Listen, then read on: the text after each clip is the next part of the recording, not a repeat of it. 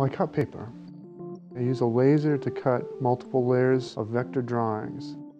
As I'm drawing, I'm thinking about the negative space in its absence, creating physical space as they're stacked on top of each other. I was working on a project where I was cutting Cheerios boxes. I says, you know what, I could really get in tight and cut these things with a laser and kind of raise the banal, more or less be absurd. That's all I had on that one.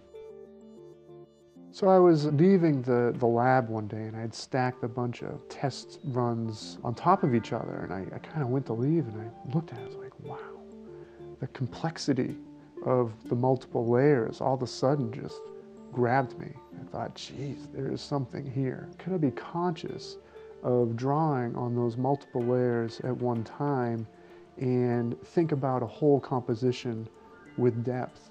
I knew there was something interesting here. I was using a different part of my brain to draw. I started copying Gothic and Islamic architectural ornamentation just as some place to go. I copied, basically ripped off the geometry.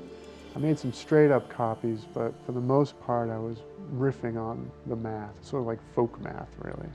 The reverence for these structures seemed to have to do with the infinite.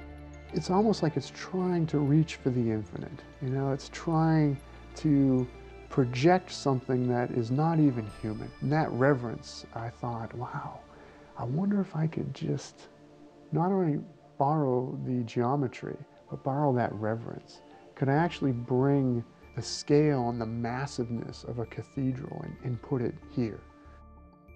Most people think, oh, you have technology, you gain in efficiency, and the price is you're humanly removed from the object.